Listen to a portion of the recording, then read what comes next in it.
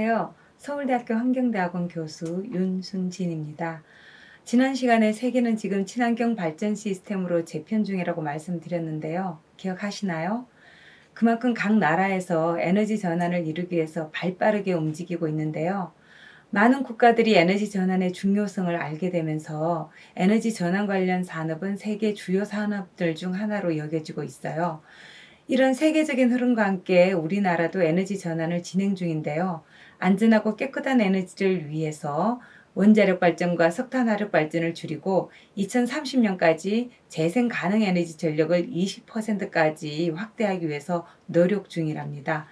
자, 그래서 오늘은 해외에서는 에너지 전환과 관련해서 어떤 정책들을 펼치고 있는지 여러 사례들을 통해서 알아보려고 합니다. 해외 사례를 살펴보고 우리나라 상황에는 어떻게 적용할 수 있을지 함께 고민해 볼까요? 나라마다 경제 구조나 사정이 다 다르잖아요. 마찬가지로 에너지 구조나 에너지 전환의 모습도 다 다를 것 같습니다. 예, 그렇습니다. 에너지 전환 정책이 본격적으로 이어지기 이전에도 에너지 수급이 국제 정치 상황에 따라서 변동하고 있었고, 또 국가마다 상황이 달라서 에너지 관련 내용들이 조금씩 다르죠. 그래서 에너지 확보에 곤란을 겪은 경험이 있는 나라들은 자국의 자연을 이용하는 방식으로 에너지 전환을 시도했어요. 유럽에서 재생에너지에 관심을 둔 계기는 석유 파동이었는데요. 석유 파동을 겪으면서 에너지 안보에 심각한 위협을 느꼈기 때문이죠. 그럼 유럽 내에서도 에너지 전환 정책과 이후 상황까지 굉장히 다양했겠네요. 네, 그렇습니다. 석유 파동 이후에 국가별로 진행된 대응 방법은 이후의 운명까지 결정한 걸로 그렇게 생각할 수 있습니다. 예를 들어 볼까요? 프랑스는 대규모 원자력 발전 건설을 통해서 대응했는데요. 그 결과 전력의 70% 이상을 원자력 발전으로 공급하는 원전 중심 국가가 되었어요. 반대로 덴마크는 지역 분산적인 열병합 발전과 풍력 발전 시스템을 개발했는데요. 풍력 발전을 확대한다는 계획을 수립해서 꾸준히 기술 발전에 노력해 왔어요. 그 결과 2018년 기준으로 1980년 대비 국내 총 생산액은 70% 성장했지만 에너지 소비는 8% 성장하는 데 그쳤고, 오히려 온실가스 배출 같은 경우는 38% 줄이는 그런 성과를 거두게 되었습니다. 그래서 덴마크는 열병합 발전과 풍력 발전 기술에서 가장 앞서고 있는 그런 나라인데요. 그러면서 세계적으로 에너지 전환을 선도하는 모범적인 국가로 변모하게 되었습니다. 체르노빌이나 후쿠시마 같은 원전 사고 이후에는 어땠을까요? 체르노빌 사고와 석유 파동 이후에 다양한 나라들에서 에너지 전환의 중요성을 인식하게 되었는데요. 원자로에는 여러 형태가 있는데 후쿠시마 사고의 경우 세계 여러 나라에서 사용 중인 원자로, 비등용 수로라고 이야기하는데요. 그런 원자로행에서 일어난 사고라는 점 때문에 굉장히 충격적이었습니다. 특히 사고가 일어난 일본의 경우에는 원전 기술 선진국인데다가 안전 관리에 있어서도 세계적으로 모범적인 그런 나라로 정평이 나 있던 국가였거든요. 이런 나라인 일본에서 후쿠시마 사고와 같은 원전 폭발 사고가 일어나서 원자력의 위험성에 대한 경각심이 아주 높아지게 되었던 거죠. 그래서 세계 많은 국가들에서는 에너지 전환의 중요성을 깨닫게 된 거였는데요. 무엇보다 후쿠시마 원전 사고 후에는 세계 각 나라의 국민들이 이 원전에 대해서 불안감을 가질 수밖에 없게 되었어요. 그래서 독일, 스위스는 단계적 탈원전을 선언하게 되었고요. 프랑스 같은 경우에는 원전 의존력이 세계에서 가장 높은 나라죠. 그런데 그런 어떤 자기들의 원전 의존도가 75%가 넘었거든요. 근데 그 비중을 대폭 축소하기로 결정을 했죠. 그래서 프랑스 같은 경우에는 후쿠시마 원전 사고 후에 올랑드 전 대통령이 에너지 전환법을 만들어서 이걸 통과시키면서 2015년 기준으로 77%의 비중을 차지했던 그런 원자력을 2025년에는 50%까지 낮추는 그런 목표를 세웠습니다. 다만 현재 그 프랑스 대통령인 마크롱 대통령 같은 경우에는 2025년은 좀 부담스럽다. 그래서 2035년으로 목표 연도를 좀 늦추긴 했지만 원전 비중을 50% 정도로 축소한다는 그런 방향성에는 변함이 없습니다. 아시아에서는 대만이 탈원전을 선언을 했죠. 건설 공정률이 무려 98%와 92%에 이르렀던 원전 2기의 건설을 중단하기로 했고, 그리고 남아있는 원전 같은 경우에는 설계 수명이 닿을 때까지 가동을 해서 단계적으로 원전을 줄여나가기로 했어요. 지난해 국민투표를 통해서 2025년까지 원전을 모두 폐쇄한다, 이렇게 되어 있던 규정은 삭제하게 되었지만 더 이상 합법적으로 설계 수명을 연장을 해서 더 가동할 수 있는 방법은 없습니다. 그렇기 때문에 애초에 설계 수명이 다하는 2025년까지는 모든 원전을 다 닫게 될 전망입니다. 후쿠시마 사고는 이른바 탈원전 정책을 가속시킨 사건이었군요. 다른 에너지원에 대해서는 어떤 변화가 있었나요? 미세먼지와 같은 대기오염이라든지 계속해서 이제 살펴봤던 온실가스로 인한 기후변화 문제, 이런 문제들이 세계 각국에서 석탄 화력 발전소를 축소해가는 방향으로 그렇게 이끌었습니다. 영국과 중국 같은 경우에는 석탄 발전 종료를 선언을 했는데요. 영국은 2025년까지 모든 석탄 발전소를 폐쇄하겠다고 그렇게 발표를 했습니다. 그리고 영국을 중심으로 유럽에서는 석탄 이용에서 벗어나자면서 2017년도에 탈석탄 동맹을 결성을 하게 되었는데요. 이 탈석탄 동맹에는 영국만이 아니라 캐나다, 이탈리아, 핀란드, 프랑스 등의 국가들이 참여를 했습니다. 중국 같은 경우에도 영국과 마찬가지로 석탄 감축 목표를 설정을 했는데요. 석탄 산업 구조 조정 등을 통해서 석탄 사용을 58% 이하로 감축한다는 그런 내용이었어요.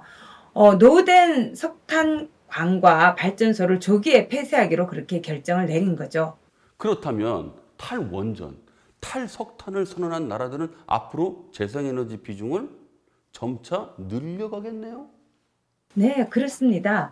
후쿠시마 사고 이후에 안전성, 그리고 또 공급 수급 안정성이라든지 기후변화 대응, 에너지 안보, 뭐 여러 가지 다양한 고민들이 발생을 했는데요. 이러한 고민을 해결하기 위해서 에너지 절약과 효율 개선을 통해서 에너지 소비량 자체를 줄이면서 안전하고 깨끗한 재생가능 에너지 이용을 확대하자는 것이 대안으로 제시가 되었습니다. 그래서 재생가능 에너지 이용을 빠르게 늘려나가게 되었는데요. 이런 노력은 소비 측면에도 영향을 미쳤습니다. 스위스에서는 단거리 항공 노선 폐지를 논의했고요. 덴마크에서는 화석 에너지 제로를 선언을 했죠. 그리고 영국은 해상 풍력 발전에 대해서 투자를 증가시켜 나가면서 에너지 전환을 빠르게 또 새롭게 구성해 나가고 있는 그런 중입니다. 에너지 전환의 대표 국가인 독일에서만 에너지 전환을 추진하는 것이 아닌 거죠. 재생 가능 에너지에 관심이 적었던 국가들조차 새롭게 참여하고 또 투자를 늘려나가고 있는 추세인데요. 사실 가장 대표적인 나라가 중국입니다. 중국 같은 경우에는 재생에너지 분야에 대해서 엄청난 투자를 아끼지 않고 있는데요. 세계에서 재생 가능 에너지 투자 규모가 가장 큰 국가가 바로 중국입니다. 중국은 많은 양의 전력을 확보할 수 있는 원자력에 집중할 줄 알았는데 이거 선입견이었군요.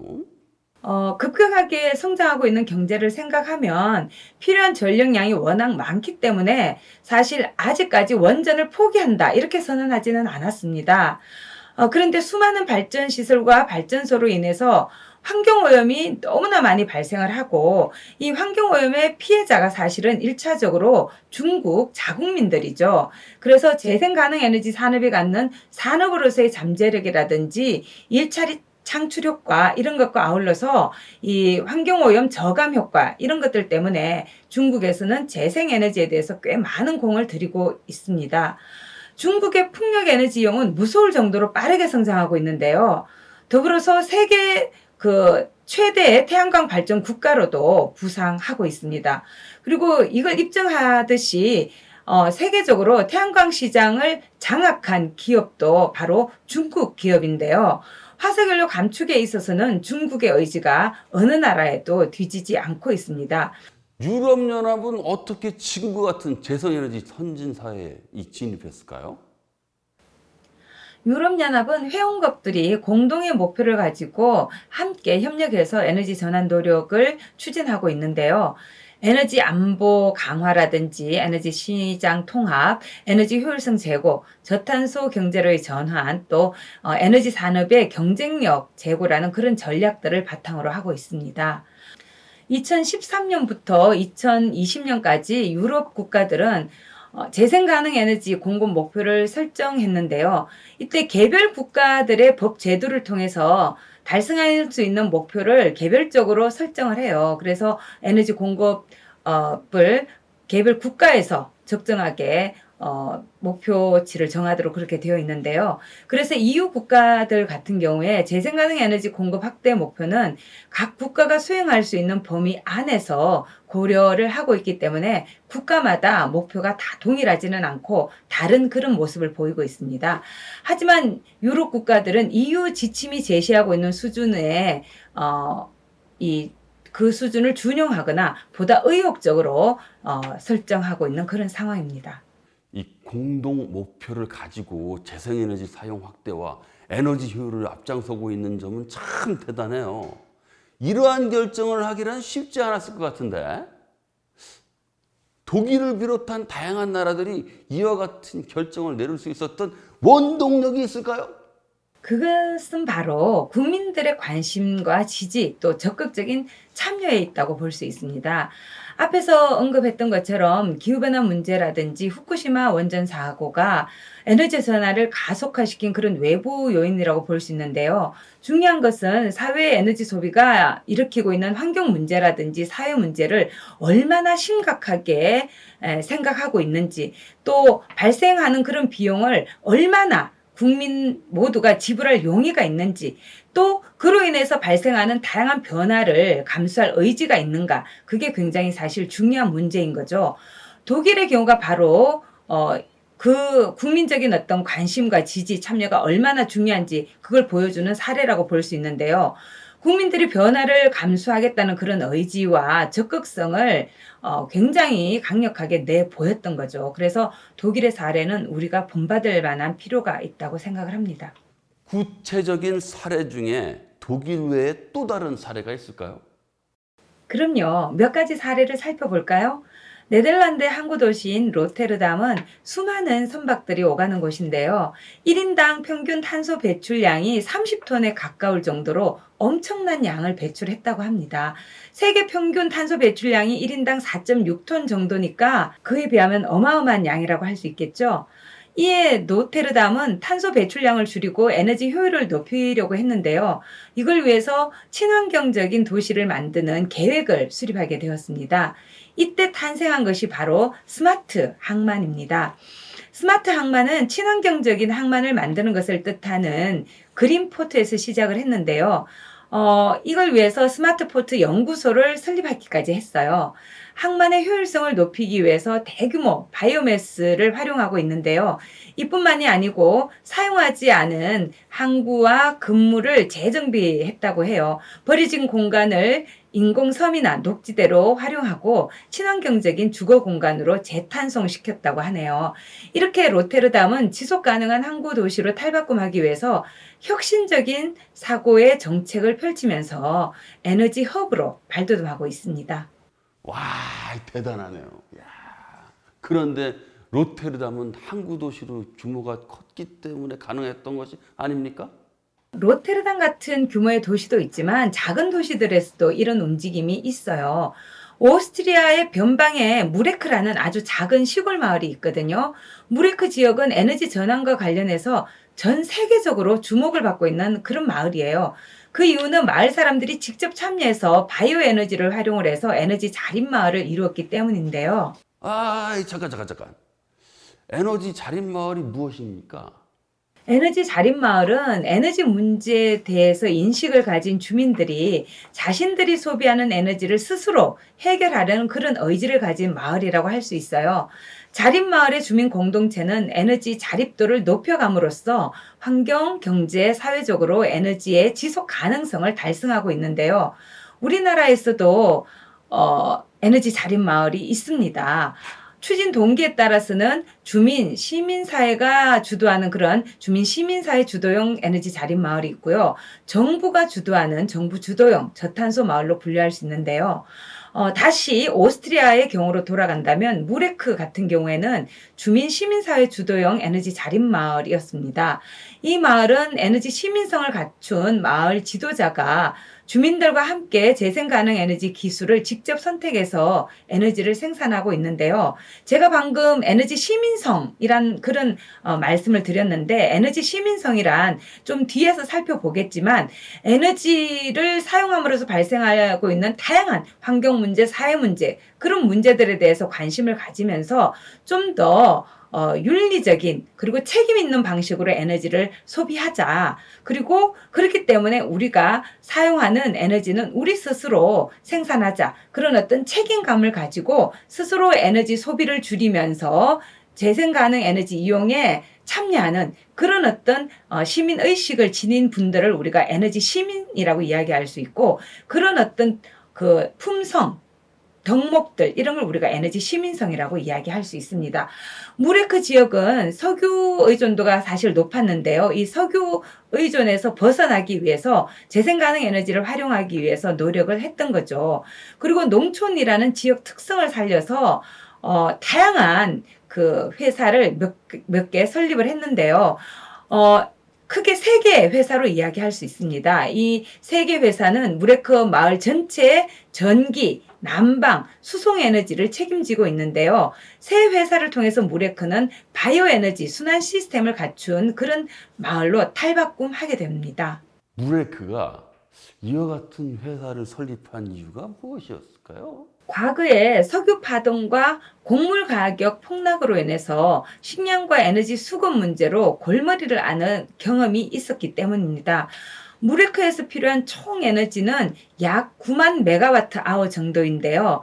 무레크의 기업들이 생산해내는 에너지는 무려 15만 2천 메가와트 아워로 에너지 자립률이 170%에 달합니다. 즉 자신들이 쓰고도 남는 거죠. 그래서 남는 전력을 오스트리아 전력 공급 공사에 판매하기 시작을 했어요. 이를 통해서 수익을 창출하게 되는데 이 수익이 바로 지역 경제 활성화를 가지고 오게 됩니다. 이 과정에서 일자리 또한 만들어지게 되는데요. 마을에서 노동 가능한 주민의 4.5%가 에너지 생산 시설에서 일하게 되었습니다.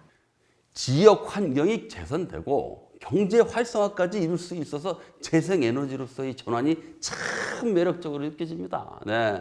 그런데 그 너무 먼 나라 이야기 아닙니까?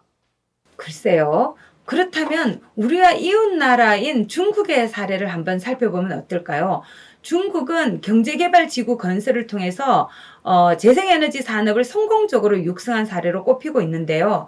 중국 더저우 정부는 경제개발지구 건설 계획에 심려를 기울였다고 해요. 그래서 태양에너지 연구와 개발, 제조, 교육 이런 것들이 이제 목표로 삼고 있는데요. 더저우 정부는 이와 관련해서 토지 이용이라든지 소득세, 자금 조달 이런 부분들에 있어서 기업들의 여러 편의를 제공해주면서 또 정부 자체가 직접적인 투자도 늘렸다고 해요. 그 앞서 중국이 그 재생에너지에 많은 그 투자를 한다고 말씀하셨는데 실제 사례를 보니까 좀 실감이 나네요. 중국의 이러한 적극적인 태도를 바탕으로 해서 국가 재생에너지 법을 제정하게 되었습니다. 재생에너지 산업을 진흥시키기 위해서 노력을 아끼지 않고 있는 것인데요. 태양에너지의 수요 공급을 지원하기 위해서 다양한 부서 출신의 공무원을 구성을 해서 여러 정책들이 시행이 되고 있습니다. 그 결과 2005년과 2010년 사이에 태양에너지 산업의 연간 성장률이 무려 30%를 달성을 했습니다. 그리고 더저우 에서는 3만 명 가량의 태양에너지 관련 사업에 종사하는 그런 사람들이 나타나게 되었고요. 또한 6만 6천 개 이상의 일자리가 생겨났고 120개가 넘는 태양에너지 기업들을 보유하게 되면서 34억 6천만 달러의 총 매출을 올렸다고 해요. 재생에너지가 도시 경제 발전을 이끈다는 점은 이미 입증된 사실이라고 할 수 있는데요. 또 재생에너지의 그 다양성 때문에 여러 기술의 적용이 가능합니다. 재생에너지의 활용은 새로운 기회를 제공해주고 있는 거죠. 앞으로는 도시의 친환경 이미지는 더욱 강화될 수 있고 또 국민의 삶의 질까지도 향상시켜 줄 수 있을 거라고 그렇게 생각을 합니다. 그 우리나라도 중국 더저우시처럼 태양 도시로 거듭나는 곳이 있으면 좋겠다는 생각이 드는데요. 그 중국 외에 우리나라와 가까운 일본의 경우는 어떻습니까? 일본에서는 스마트시티 전략을 추진하고 있는데요. 후쿠시마 원전 사고 이후에 전력 수급이 불안정해지면서 추진하고 있는 그런 에너지 관리 시스템을 적용한 새로운 도시 모델이 바로 스마트 시티라고 할 수 있는데요. 동일본 대지진과 후쿠시마 사고 또 그에 따른 원전 폐쇄 등 전력의 안정적인 수급에 대한 우려가 커지면서 스마트 시티 사업이 본격적으로 시작이 되었습니다. 스마트 시티를 만들어가기 위해서는 다양한 주체들이 협력이 필요한데요.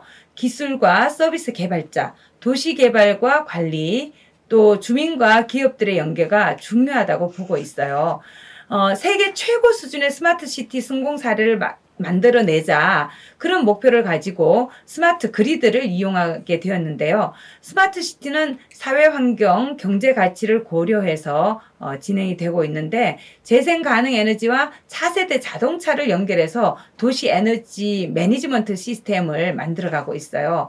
일본은 스마트 시티를 통해서 미래 도시를 구축하는 것을 목표로 하고 있는데 실제 쓰레기 매립지였던 인공섬 도요스란 곳에 친환경적인 스마트 에너지 센터를 건립을 해서 친환경적인 섬으로 재탄생시킨 그런 사례도 있습니다. 정말 교수님이 말씀하신 것처럼 이 세계는 빠르게 움직이고 있어요. 우리나라의 경우는 어떻습니까? 우리나라 같은 경우도 에너지 전환이 진행 중에 있는데요. 대표적인 사례는 서울시 원전 하나 줄이기라는 거죠. 서울시에서는 2012년 4월부터 원전 하나 줄이기라는 이름의 정책을 추진하고 있어요. 당시에 후쿠시마 원전 사고 그리고 기후변화의 위험 또 당시 이제 문제가 되었던 2011년 9월 15일에 있었던 순환 정전 문제 그리고 또 하나 덧붙이자면 당시에 또 밀양 송전탑을 둘러싼 사회적인 갈등이 있었죠. 그래서 이런 여러 가지 사건을 배경으로 해서 서울시에서는 이제 우리가 그냥 공급되고 있는 에너지를 쓰기만 하는 것이 아니라 좀 줄여보자. 그래서 원전 한 기가 제공하는 그런 정도의 에너지량부터 좀 줄여나가자. 그래서 2014년까지 원전 한 기 분량의 그런 200만 TOE의 에너지를 줄이기로 목표를 세웠습니다. 그런데 어떻게 되었느냐? 2014년 말이 되기 이전에 6개월 이전인 2014년 6월에 이미 목표를 달성을 하게 됩니다. 에너지 절약 운동이라든지 에너지 효율 개선 그리고 또 신재생 에너지 이용 이런 것을 통해서 원전 한 기 분량의 그런 에너지량을 줄이게 되었는데요. 그래서 이제 다시 원전 하나 줄이기 2단계로 2014년 8월부터 우리가 진입을 하게 됩니다. 그리고 서울시의 에너지 자립률, 특히 전력 자립률이 워낙 낮기 때문에 2011년에 사실 2.95%밖에 안 되었거든요. 그걸 2020년까지는 20%로 좀 올려보자. 그리고 원전 2기 분량 400만 TOE의 그런 에너지를 줄이든지 에너지 효율 개선을 통해서 감소시키고 또 재생 가능 에너지 확대를 통해서 기존의 에너지량으로부터 좀 줄여보자. 그리고 인구 1인당 한 톤씩 그래서 1000만 톤의 CO2를 줄여보자 이런 목표를 내걸게 됐죠. 도시 전체가 이 거대한 사실 세계적으로는 메가 도시라 그러죠. 엄청나게 많은 인구가 1000만 명 가량의 인구가 살고 있는 이런 대도시에서 에너지 전환 운동을 추진한 사례는 그렇게 많지 않습니다. 그래서 서울시 사례는 세계적으로 유명한 사례가 되고 있고요. 그 안에서도 이제 시민들이 다양한 활동을 하고 있죠. 그래서 이 서울시 안에서도 또 전국적으로도 에너지 자립마을 운동이라든지 에너지 협동조합 활동 이런 것들을 통해서 우리나라에서도 에너지 전환 운동이 진행이 되고 있습니다. 와, 아니 우리나라에도 세계 여러 나라처럼 에너지 자립 마을이 있었군요. 네, 우리나라에도 에너지 자립마을이 있습니다. 우리나라의 에너지 자립마을의 대표적인 사례가 바로 서울시 동작구에 있는 성대골입니다. 이 성대골의 에너지 자립마을 같은 경우에는 서울시가 원전 하나 줄이기라는 정책을 시행하기 전에 주민 스스로 후쿠시마 원전 사고를 통해서 에너지 안전의 위기의식을 느껴서 자발적인 참여를 통해서 에너지 전환 운동을 시작하게 된 건데요. 2012년에 서울시가 원전 하나 줄이기 정책을 시행하게 되면서 에너지 자립마을로 이 성대골을 에너지 자립마을로 선정을 하게 돼요. 그리고 나서 3년 동안 서울시에서 지원을 해주게 되는데요. 이 3년 동안 성대골에서는 에너지 절약 문화라든지 에너지 이용 확산 이걸 위해서 꾸준히 노력을 해왔고요. 대표적인 사례를 본다면 절전소 운동을 열심히 펼친다든지 에너지 진단 활동을 한다든지 착한 가게 캠페인이나 에너지 학교 활동 이런 여러 가지 활동들을 스스로가 만들어서 추진해 왔던 거죠. 이러한 사업들이 협동조합 설립에 필요한 토대가 되었는데요. 특히 성대골에서는 다른 곳에서는 볼 수 없는 특별한 가게가 있어요. 바로 에너지 슈퍼마켓인데요. 에너지 슈퍼마켓에 대해서는 에너지를 절약할 수 있는 다양한 기기를 팝니다. 에너지 효율 기기를 판매하는데 그치는 게 아니라 에너지를 절약할 수 있는 노하우는 물론이고 태양광 휴대전화 충전기라든지 미니 태양광 설치에 대한 컨설팅도 받을 수가 있어요. 그 마켓에 있는 에너지가 맞나요? 슈퍼마켓이라니 참 신기하네. 에너지 학교가 따로 있다는 것도 참 신기한데요. 에너지 학교란 건 아이들에게 에너지를 절약하는 방법을 알려주는 곳인데요. 초등학교가 없는 성대골의 유일한 학교라고 할 수 있습니다. 에너지 학교와 어린이 도서관에서도 아이부터 어른까지 에너지 자립 마을 운동을 위해서 다양한 활동을 하고 있는데요. 도서관 벽에는 가구별 에너지 사용량을 한눈에 볼 수 있는 종이가 붙어 있어요. 신기하죠? 에너지를 절약함으로써 에너지를 생산한다는 개념이 바로 절전소라는 개념인데요. 이 개념을 중심으로 해서 마을 주민들이 열심히 에너지 절약 활동을 하고 있습니다. 우리가 에너지를 특히 전력 같은 걸 절약한다면 굳이 전력을 공급하기 위해서 발전소를 세울 필요가 없죠. 그래서 이제 에너지 발전소가 아니라 절전소라는 그런 개념을 생각하게 되는 건데요. 이처럼 에너지 절약을 위해서 꾸준하게 교육하고 환경을 조성해 나가는 것이 성대골의 힘이라고 할 수 있습니다. 전 세계적으로도 그렇고 우리나라의 성대골 사례를 볼 때 주민들의 적극적인 참여가 중요한 것 같습니다. 네. 네, 맞습니다. 변화를 적극적으로 받아들이는 주민들 태도와 실천이 결국은 에너지 전환의 시작이라고 할 수 있는데요. 성대골을 넘어서 서울시에만도 100개가 넘는 에너지 자립마을이 있어요. 주민 참여가 이루어지고 있는 에너지 자립마을들이 서울을 넘어서 전국적으로 확대되고 있기도 한데요. 예를 들어 말씀을 드려본다면 덕적도에는 얼음실 마을이 있는데요. 그 마을에는 풍력, 태양광, 수력발전, 터빈 이런 하이브리드 발전 시설이 구축이 되어 있어요. 화석연료를 전혀 사용하지 않고 에너지와 물을 100% 자립해서 사용을 하고 있습니다. 농업 용수를 끌어오는 게 가능해져서 약초 같은 특용 작물 재배도 이제 재배할 수 있게 되었고요. 재생 가능 에너지 이용 현장도 체험할 수 있게 되었어요. 그래서 물과 전기 상황이 좋아지고 애초부터 주변 경관이 수려했는데 그전에는 물과 전기 상황이 좋지 않아서 사람들이 별로 방문하지 않다가 이제는 관광객들이 많이 가게 되었죠. 그래서 이런 관광 산업도 굉장히 중요한 산업이 되고 있습니다. 그리고 아산시 같은 경우에는 예고제 마을이란 곳이 있는데요. 이곳에서는 조성업체와의 갈등을 딛고 주민들이 직접 나서서 시간과 비용을 감수해서 재생 가능 에너지 마을을 만들어 나가고 있는데요.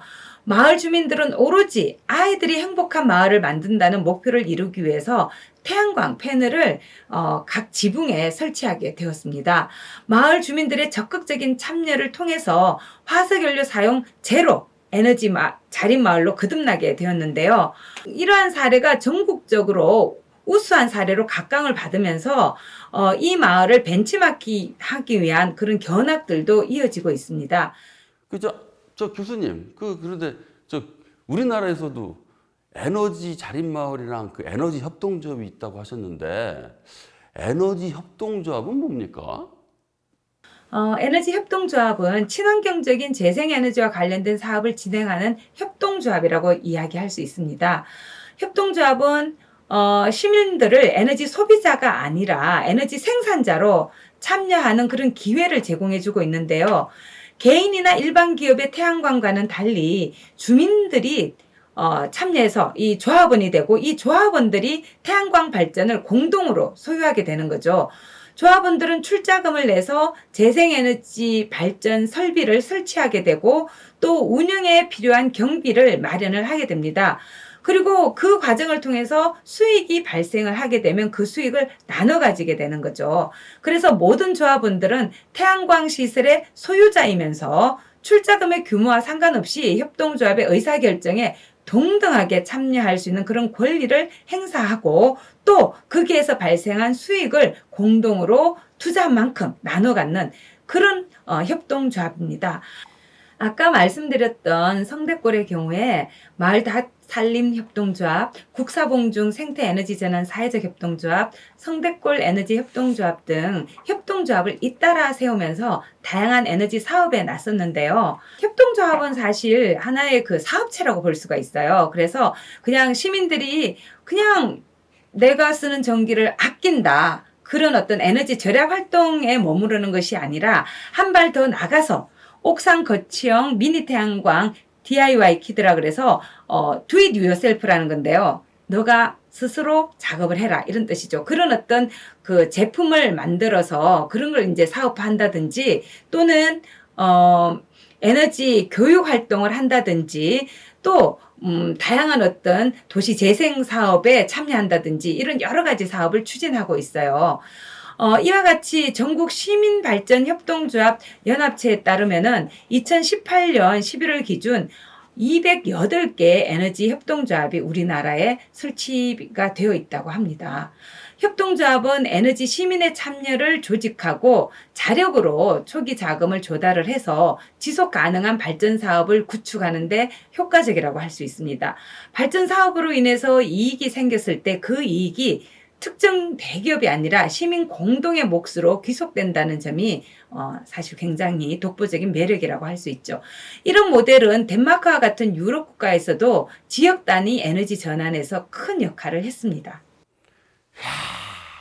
정말 진짜 우리나라에서 이렇게 적극적으로 에너지 전환 정책을 펼치고 있는지 정말 몰랐습니다, 제가. 예.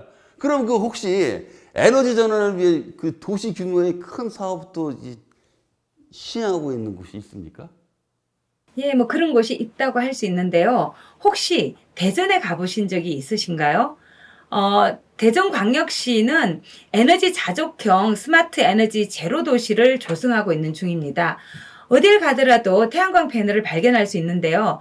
대전역에만 도착해도 큰 태양광 패널들이 줄지어 있기 때문에 보는 순간 아! 하고 감탄을 하게 됩니다.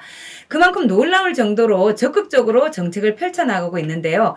그중에서도 특이한 사례 하나가 있어요. 바로 자운대라고 하는 그런 곳인데 혹시 알고 계시나요? 그 자운대면은 군부대 아닌가요?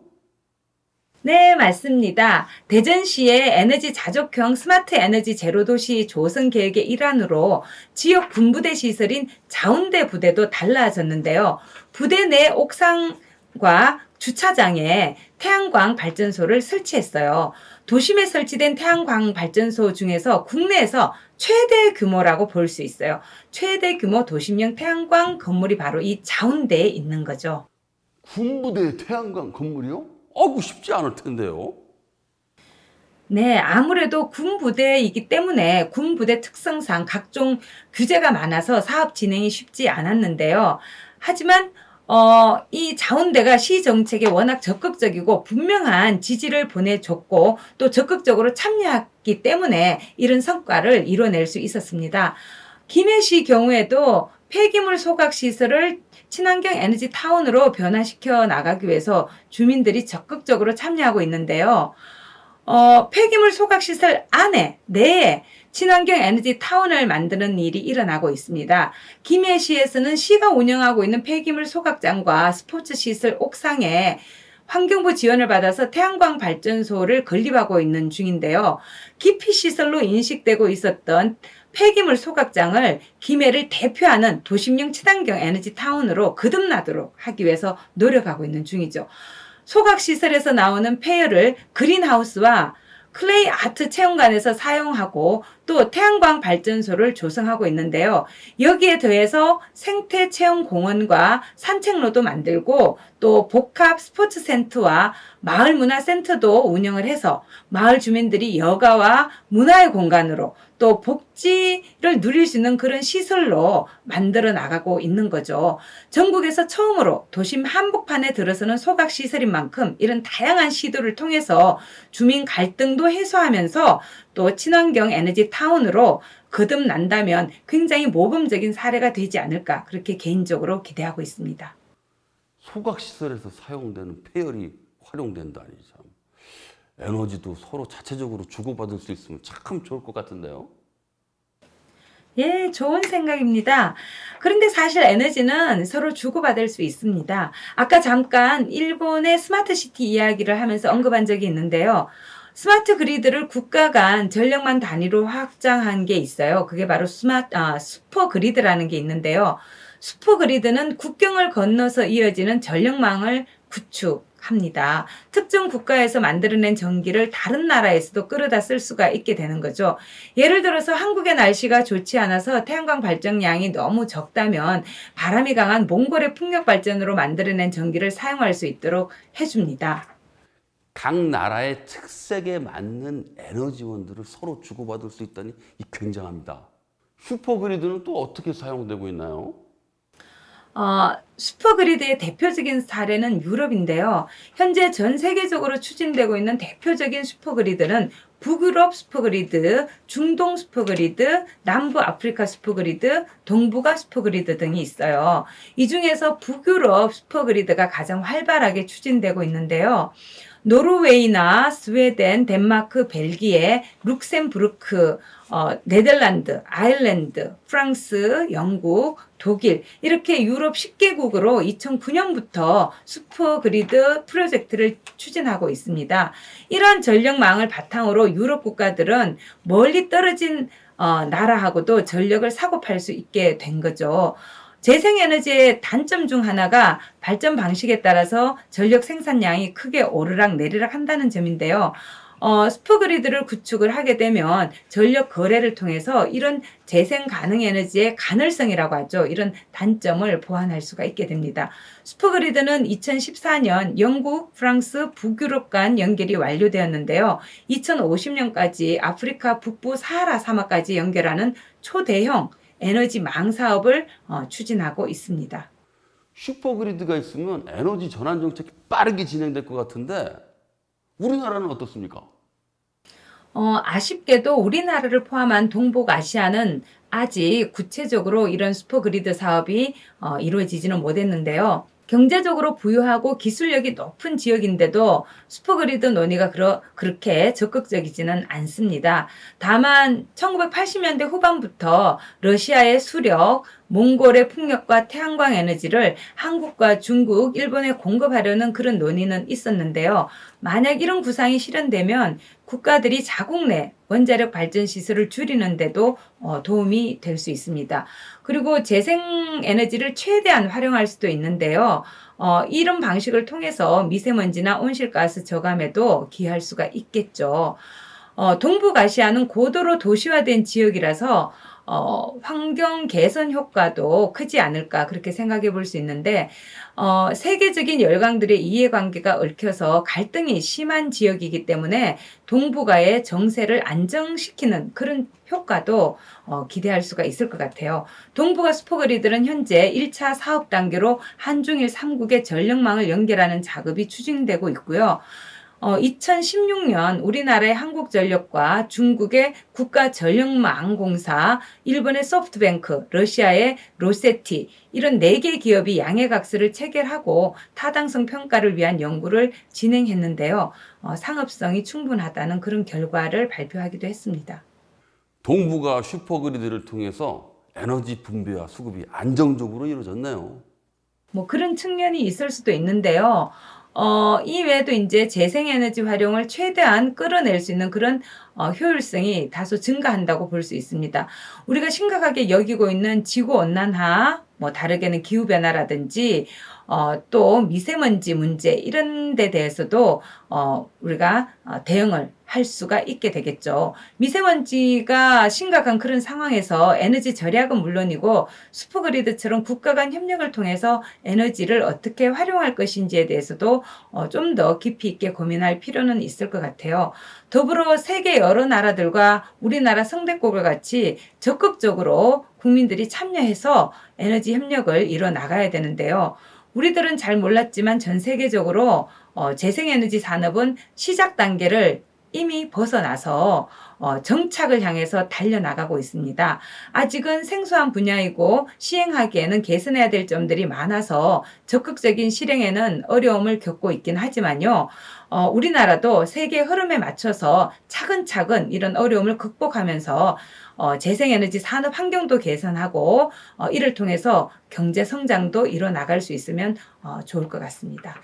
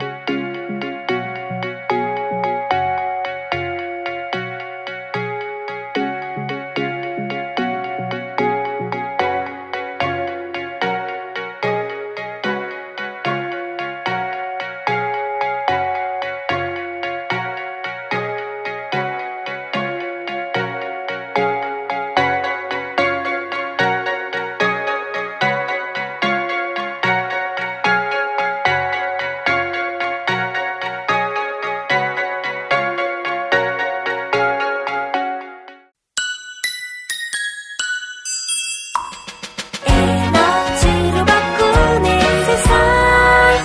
지금 우리의 선택은 미래를 위한 첫걸음입니다.